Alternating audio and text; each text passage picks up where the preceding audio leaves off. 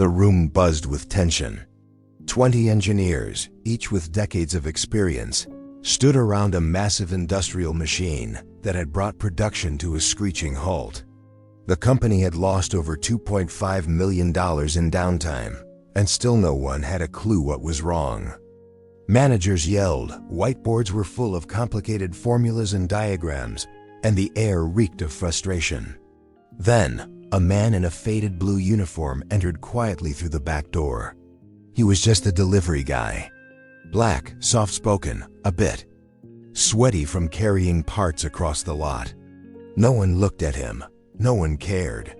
Until he walked over, looked at the machine once, and said 5 words that stopped the room cold. "Your grounding line is reversed."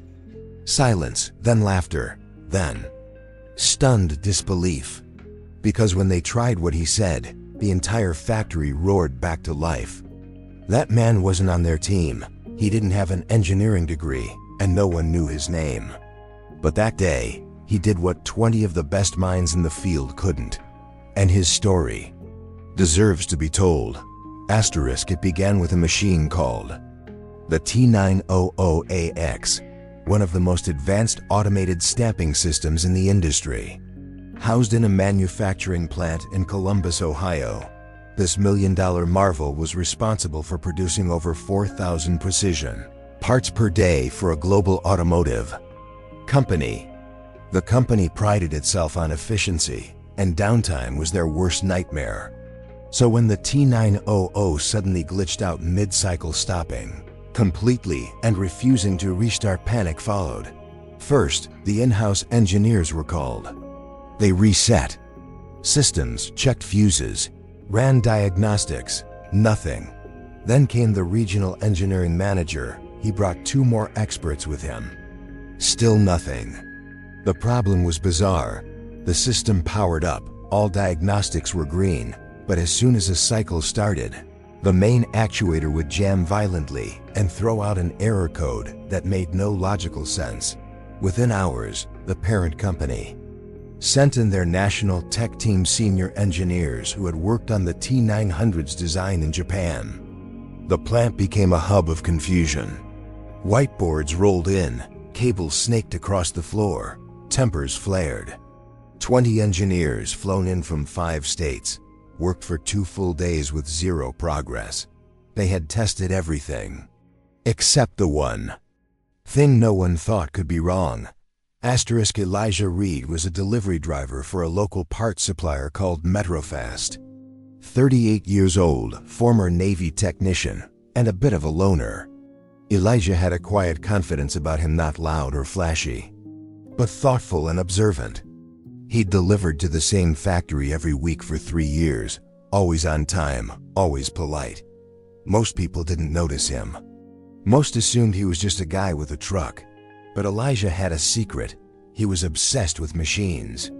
As a kid, he used to take apart his mom's toaster just to see how it worked.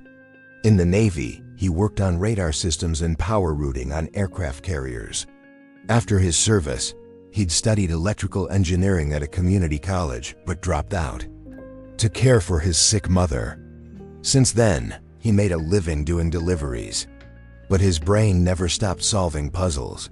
That morning, Elijah had no idea what he was walking into. He was just dropping off a shipment of high-voltage cables and power modules for the electrical team. But as he entered the plant floor, he felt it. The energy was off. Everyone looked tired, desperate. Engineers with clipboards shouted across the floor. The massive T900 sat motionless, red lights blinking in defiance. Elijah waited at the side gate near the machine for a signature. No one came. He saw the lead technician pacing in circles, muttering under his breath. Elijah tilted his head, watching. He noticed the diagnostic screen flashing a repeated loop of phase imbalance code 128F, a rare but familiar message. He'd seen it before. Once, back on the ship during a radar system fault caused by a reversed grounding configuration. He waited, then cleared his throat. "Excuse me." Not trying to get in the way, but That code 128F, did you check your grounding line polarity? The nearest engineer turned around slowly. What? Elijah stepped closer. That error code, it can happen if your grounding line is reversed at the distribution panel, especially on high-load startups. The engineer blinked. You, an electrician? Used to be. Navy tech, Elijah said quietly. Another engineer scoffed. We've had 20 people on this. You think we didn't check the grounding? Elijah shrugged. Just saying. Worth a look. Most ignored him. One junior technician, though, walked over to the main panel and checked the line. His face drained of color. Guys. He's right. The ground is reversed. Someone installed the feed wrong on panel C3. Suddenly, everyone moved at once. They shut the system down, reconfigured the panel, and rebooted. When the machine powered back up fully operational, there was a 5-second silence, followed by an eruption of cheers. Some of the engineers clapped Elijah on the back. Others just stood in stunned silence. The plant manager, jaw on the floor, asked him to stay and explain how he figured it out. One senior engineer muttered something about getting shown up by a delivery guy under his breath. Elijah didn't gloat. He simply handed over his delivery manifest, got his signature, and started walking out. Before he could reach the door, the plant director ran after him. What's your name? The man asked. Elijah Reed. You want a job? Elijah smiled. No thanks. I'm good. By the end of the day, the plant was back to full production. Orders were flowing again. Executives sighed in relief. But behind the scenes, something else was happening. Word had spread fast. The plant manager had mentioned the incident in a routine operations call with corporate leadership, casually describing how a delivery driver, not on payroll, had identified the root cause of a 2-day shutdown. He didn't mean to stir anything up, it was just part of the daily report. But the moment he said delivery driver and solved what 20 engineers couldn't, the VP on the other end of the call stopped in cold. Wait, who? A guy from Metrofast, Elijah Reed. And he fixed it? How? He reversed the ground wire polarity. There was a pause. Then the VP said, get me everything you can on him, now. Within the next 6 hours, the story traveled from a regional update call to the desk of the company's CEO. By that point, engineers from Japan and Germany were already asking questions. How did this happen? How did a non-employee figure out? What trained experts missed? What protocol had been broken? Was there a security issue? Or worse, a massive blind spot? And who was Elijah Reed? Meanwhile, Elijah was back in his modest 2-bedroom apartment on the east side of Columbus, eating leftovers from the night before and watching a YouTube documentary about old NASA repair missions. His phone buzzed from a Metrofast group chat, where drivers shared routes and funny incidents. No one had any idea what had happened earlier.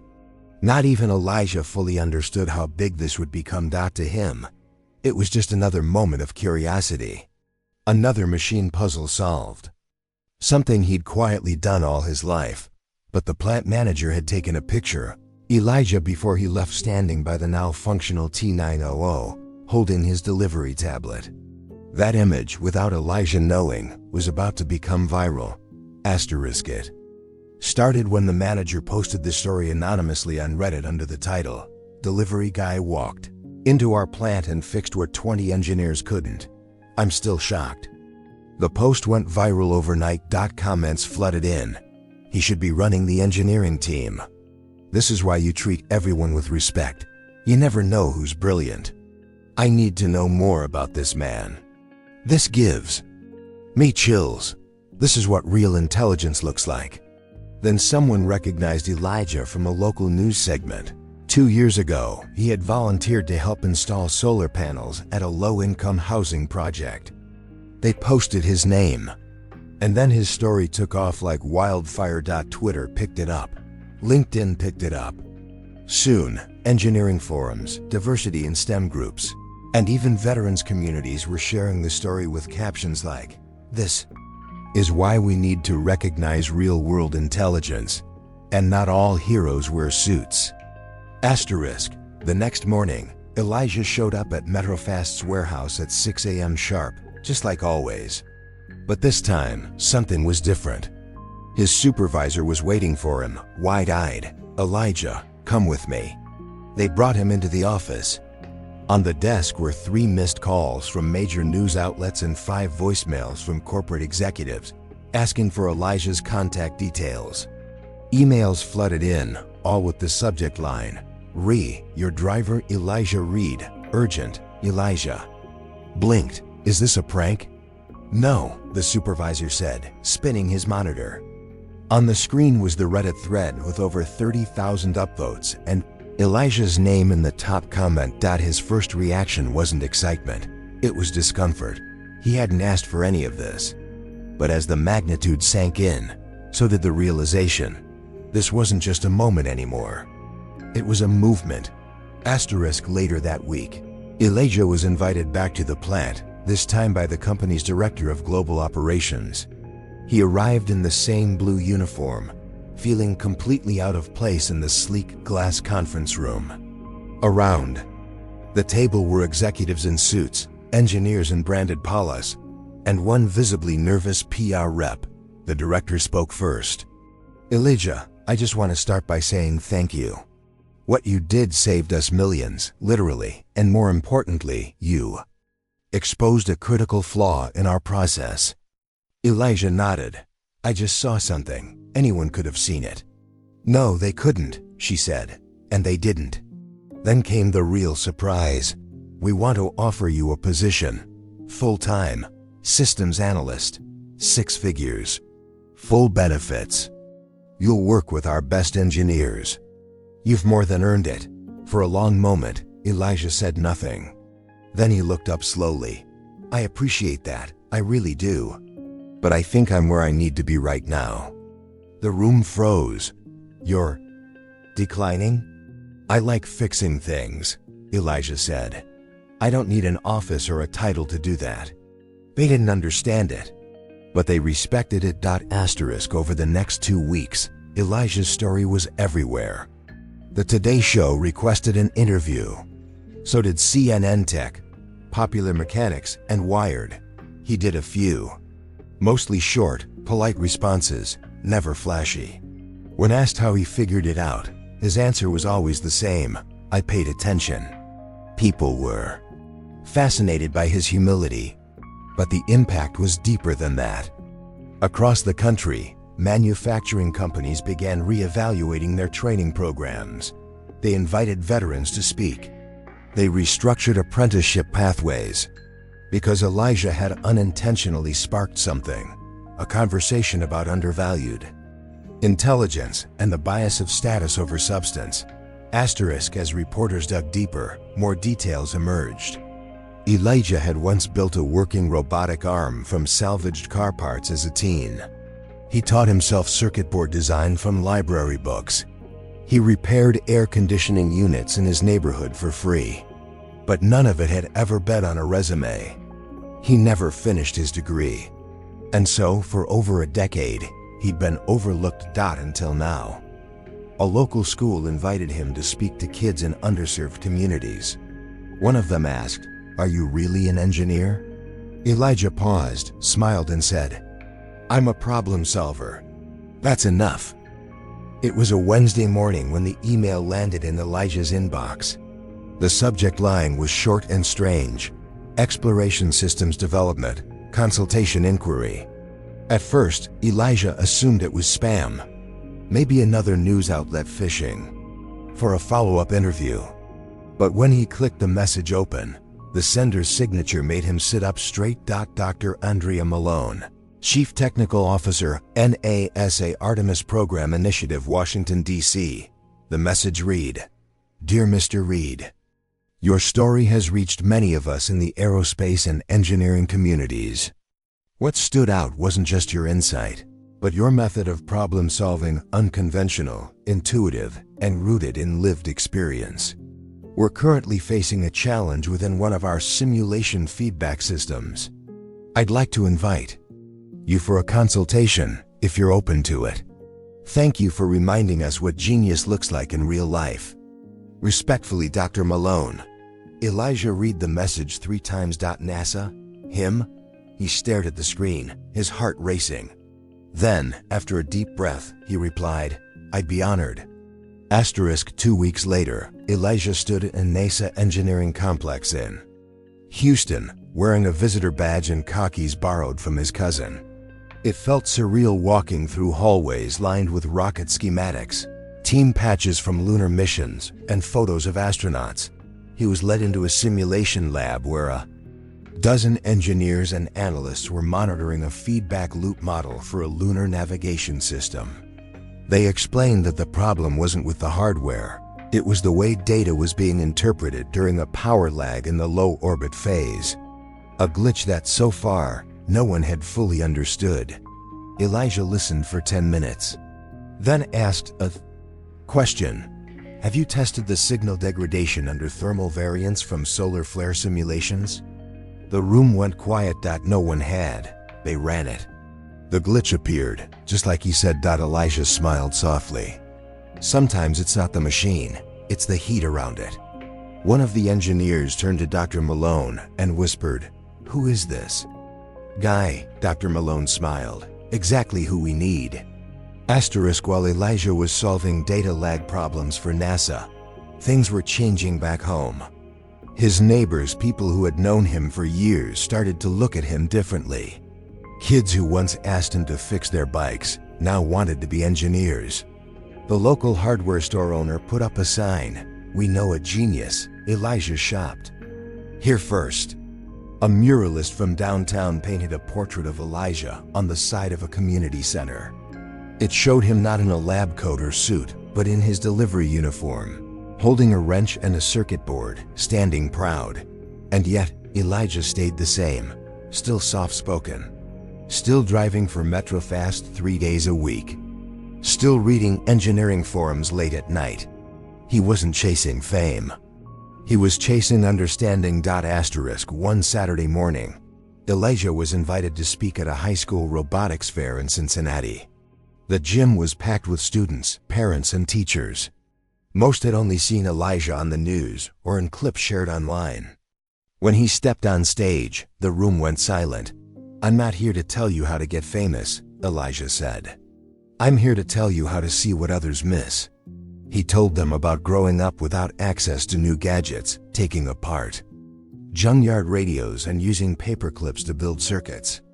He talked about learning by failing, watching patterns, listening to what machines didn't say. Most importantly, he told them not to wait for permission to be brilliant. When he stepped off the stage, a shy young girl named Amani approached him. My dad says I can't be an engineer because I'm not good at math, she whispered. But I love building things. Elijah knelt to her level. Don't let anyone measure your mind by one subject. You build, you learn, you teach them. Later, Amani smiled. Later that year, she won the state robotics competition. Not everyone was thrilled with Elijah's rise. Within corporate engineering circles, whispers began to surface. Some scoffed at the idea of a delivery guy turned hero. Online forums saw anonymous users post comments like, It was a fluke. He guessed right, once. Real engineering isn't intuition, it's structure. But those who had worked with Elijah knew better. His instincts weren't lucky guesses, they were insights, shaped by a lifetime of hands-on work and quiet study. Dr. Malone even addressed it directly in a NASA press briefing. Elijah didn't get lucky. He saw a pattern we missed because we were too rigid. That's not luck. That's brilliance. The critics went silent. As his story continued to grow, even MetroFast wanted in. The regional manager called Elijah into the office one afternoon and offered him a new title, Technical Logistics Advisor. A fancy name, better pay, Management role. Company car. Elijah shook his head. Appreciate it, but I'm not a manager. You'd only have to drive part-time, Elijah smiled. I'm not trying to drive less, I'm trying to see more. He wasn't being stubborn. He just understood something most people didn't. Success isn't always about climbing higher, it's about knowing where you stand best. Eventually, Elijah was honored with awards he never asked for. The NAACP gave him a Community Innovation Award. The Veterans Tech Coalition named him Engineer of the Year. Ohio's governor declared April 12th Elijah Reed Day. Reporters begged for sit-down interviews. A documentary crew even pitched. A film. Elijah only agreed to one long interview. It aired on PBS. When the host asked, "What do you want people to remember about you?" he paused. "I want them to remember. Not me, but the idea that sometimes the right answer doesn't. We're the right uniform, it's just the right answer." Just as Elijah's story was inspiring millions, a dark cloud began to form behind the scenes. 3 months after the T900 incident, the engineering firm contracted to design the original configuration filed a formal complaint against the manufacturing company. Not Elijah directly, but the implications were clear. The firm, a powerful multinational known for cutting-edge automation systems, claimed their reputation had been unjustly damaged by the viral narrative suggesting incompetence. The phrase, "solved by a delivery driver," had become a meme across the internet, attached to screenshots, engineering jokes, even company reviews on Glassdoor. It hurt their image. And they wanted control back. Part of their strategy? Discredit the moment that started it all. Internal emails surfaced, claiming that Elijah had interfered with proprietary systems and wasn't authorized to diagnose or advise. The story began to twist, from hero delivery driver to unauthorized civilian who tampered with high-voltage equipment. When Elijah read the headlines, was the viral genius actually just lucky?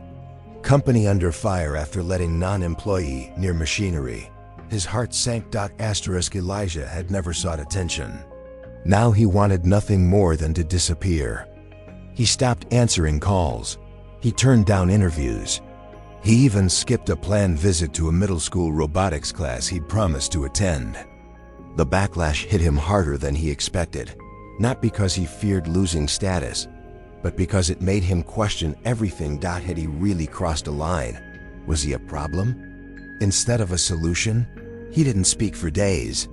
Even his deliveries became quiet affairs. He'd show up early, keep his head down, and vanish before anyone noticed. But one evening, while sitting alone in his kitchen, Elijah got a knock on the door. Standing there was Mr. Carver, his old high school shop teacher. A wiry man in his 70s, with grease under his nails and a stare that still cut through doubt like a blowtorch through steel. "You look like you've seen a ghost," Carver grunted as he stepped inside. Elijah shrugged. "Just tired." Carver dropped a folder on the table. "You remember this?" Elijah opened it. Inside were photos of a science fair project from 15 years ago. His hand-built water turbine made from a lawnmower motor and bicycle parts. The one that won first place, and then got disqualified when judges said it was too advanced to be student work. "You built that, you solved that, and they still tried to take it away." Carver sat down across from him. "They'll always try to rewrite the story when someone unexpected does something brilliant," he said. "Don't let them." Elijah looked at him. "What if I really did break the rules?" Carver leaned in.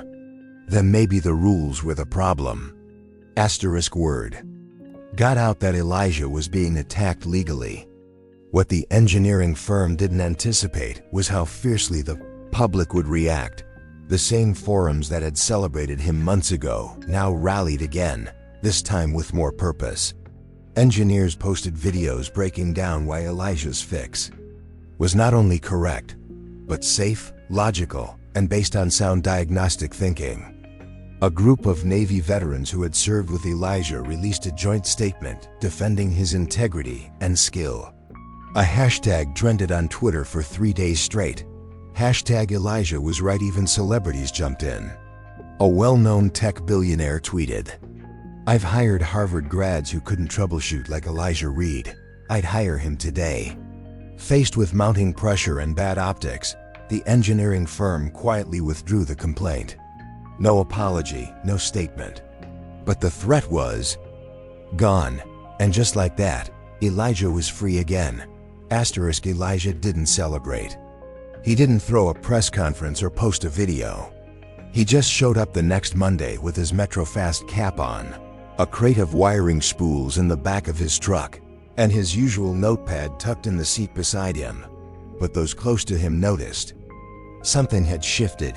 He was no longer walking in the shadows. He'd seen how quickly the world could turn against someone who didn't fit their narrative, and he realized it was time to write his own dot. So that afternoon, Elijah logged onto a domain he'd quietly purchased months ago, fixwhattheymissed.com, and he started writing. The website wasn't flashy. It didn't even mention his viral moment at first. Instead, it opened with a simple mission: for the problem solvers no one sees, for the minds without degrees, for the ones who fix what others miss. He began publishing short blog posts, real breakdowns of machine diagnostics, tips for amateur engineers, mistakes he'd seen over the years, and how to spot them before they cost millions. Every post was practical, clear, and written without jargon. And the audience? Massive: young students, veterans, hobbyists, factory workers, electricians, retirees who used to tinker with radios. The invisible class of intelligent, underappreciated minds finally found a voice they trusted. And Elijah? He found a new calling. Just as momentum was building, Elijah got a message from someone inside MetroFast. It was a screenshot, an internal memo from a regional manager, stating that Elijah's recent attention posed a potential liability and that his route assignments might be reviewed for reassignment. They were planning to push him out. Why? Because he had become bigger than the company. His story, his site, his influence. It was more than a delivery driver was supposed to have. The company feared losing control of the narrative of him. It stung. He had stayed loyal, humble, grateful, and now they wanted him gone? Elijah sat on the edge of his truck bed that night, watching the sky. He thought about everything: the plant, the backlash, the lawsuit, and now this. He felt tired, but not broken. He picked up his phone and sent one message, not to the media, not to a lawyer, but to his small mailing list of subscribers from his site. "I've always believed in fixing things from the inside, but sometimes you need to build your own machine." The next morning, he submitted his resignation to MetroFast. By that evening, his website went viral again because Elijah had added a new tab. Coming soon, The Workshop, a free online learning platform for real-world engineers. No degrees, no gatekeeping, just knowledge. 2 weeks after Elijah quit his job at MetroFast, the homepage of his website changed again. The plain white background was now replaced by a dark navy blue interface with bold yellow text across the top. "Welcome to the workshop, where real-world intelligence gets built." No paywall, no subscription, no degree needed. Just free access to practical engineering lessons, machine diagnostics breakdowns, video tutorials, and downloadable troubleshooting guides. The site offered a space where curiosity was king, and titles didn't matter. Elijah's first video was shot in his garage, with an old camcorder balanced on a stack of paint cans. He wore his usual faded MetroFast polo and explained, "This is where I learned to fix things with tools, wire, and failure." The video went viral in a day. By the end of the first week, 12,000 users had signed up.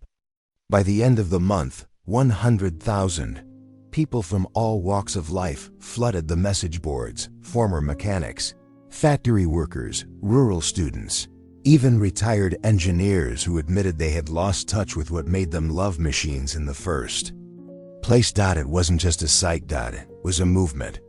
Asterisk, 3 days into the workshop's explosive growth, Elijah received a voicemail that made him do a double take.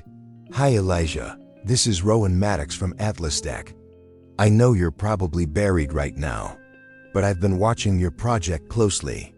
We think you're building the future, something the world badly needs. I'd love to talk." Elijah knew the name. Atlas Tech was one of the most innovative engineering firms in the country, known for their decentralized approach and commitment to bringing technology to underserved areas. Skeptical but curious, Elijah took the meeting. He expected a formal pitch, suits and handshakes. Instead, he was greeted on the video call by a woman in a hoodie, sitting in a cluttered workshop lined with robotic arms and wires. "Elijah." Rowan smiled. "I don't want to hire you. I want to fund you." "What do you mean?" "I mean, I want to sponsor the workshop. No strings, just support. I believe in what you're doing, and I think we can help scale it worldwide." Elijah stared at the screen. For the first time, he saw what this could truly become. Asterisk, with Atlas Tech's backing, the workshop exploded from a single web page to a full platform. Courses were translated into 5 languages. A mobile app launched. Real engineers volunteered to contribute modules. Elijah carefully handpicked contributors, people like himself, people who learned the hard way and taught even harder. The platform stayed free. He refused to monetize it through ads or corporate control.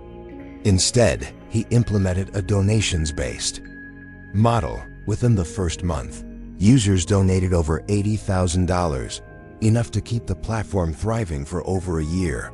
People didn't just visit the workshop. They lived in it. They fixed their own machines, earned certifications, helped each other. It became a digital sanctuary for anyone who had ever been told they weren't qualified enough to solve problems. And quietly, Elijah became the face of an education revolution. Asterisk, one day, Elijah received a package in the mail. Inside was a letter written in thick, looping handwriting. Asterisk, "Dear Mr. Reed, you probably don't remember me. My name is Amani. We met at the robotics fair a while ago. You told me I could still be an engineer, even if I wasn't good at math. I wanted to tell you I just got accepted to MAT, and I'm not scared anymore. Thank you for being my first blueprint." Asterisk, Elijah stared at the letter, stunned. Taped to the bottom was a photo. Amani, now 16, holding a first-place trophy with her team, standing in front of a robot labeled ELI-1.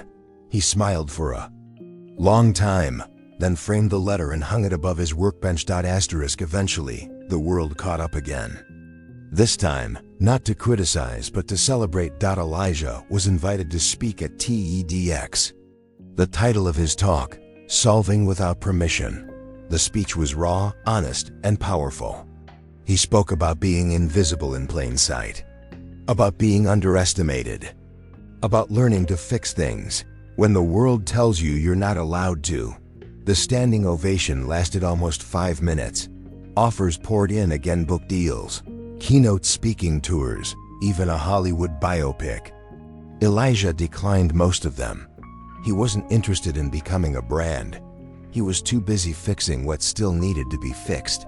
Asterisk, one day, almost a year after it all began, Elijah returned to the Columbus plant.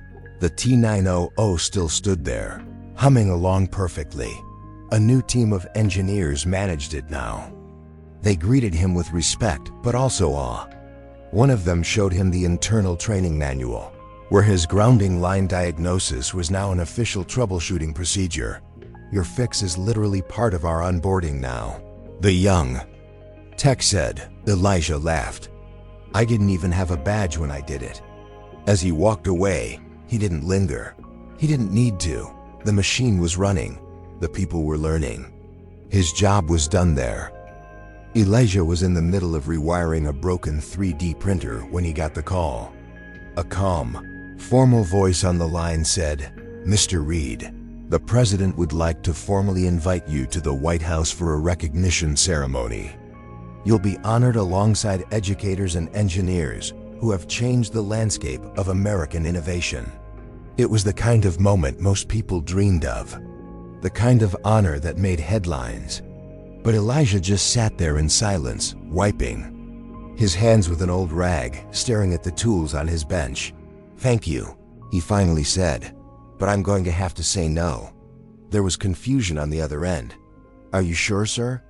"I'm honored, truly, but I'm already where I need to be." He hung up gently. Elijah wasn't being arrogant. He wasn't above the recognition. But in his mind, the celebration had already happened. Every time a student solved their first electrical fault, every time someone rebuilt an old machine, every time a kid dared to think differently because of him, he didn't need a ceremony. He needed to keep building. 6 months later, the workshop passed 1 million users. It wasn't just a platform anymore. It was a movement.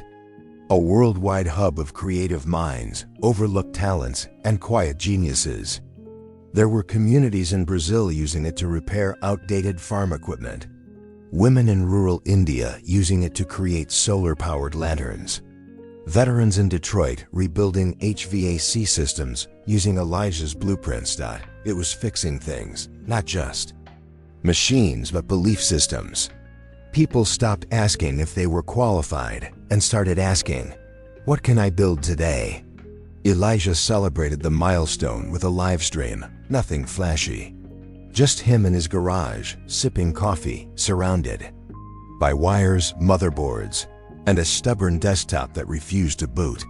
"I don't know how to thank a million people," he said, grinning. "So I'll just keep showing up for you." One fall afternoon, a young journalist named Kira was sent to write a feature piece on Elijah for an education tech magazine. She was 23, nervous, and had rehearsed her questions like a job interview.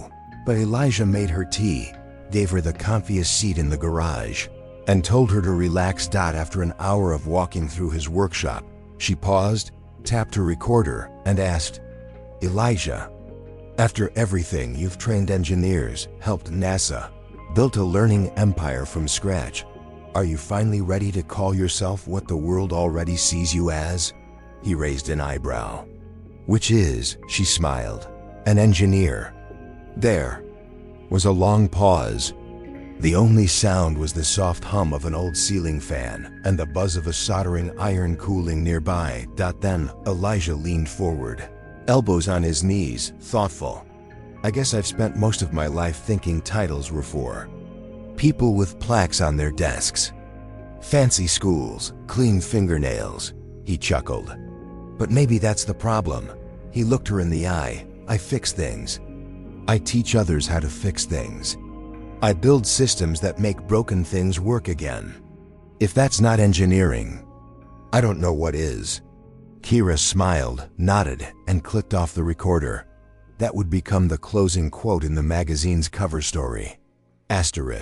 Elijah eventually assembled a small leadership team to help run the workshop. Former students, volunteer engineers, and even a few of the very people who once doubted him.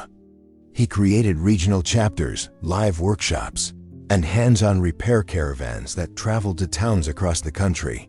He didn't need to be everywhere anymore. His legacy was in motion. And yet, every now and then, someone would knock on his garage door with a busted gadget or a wiring problem, and Elijah would smile, roll up his sleeves and say, "Let's take a look." Because that's who he was. Not a celebrity. Not a CEO, not a brand, a builder, a fixer, a teacher. On the anniversary of the T900 incident, Elijah took a solo drive back to the plant. The guard at the front recognized him instantly and waved him in. He walked the same path he had a year ago, the machine still roaring, the factory still alive. He didn't need a tour. He just stood for a moment, quietly watching the workers move with precision, the systems flowing seamlessly, the new generation of engineers working like a symphony. He pulled out a small notebook from his pocket, the same one he'd carried in his delivery truck and jotted down a single line. "The world isn't broken, it just needs better listeners." He tucked the notebook away, gave one final look around, and turned to leave.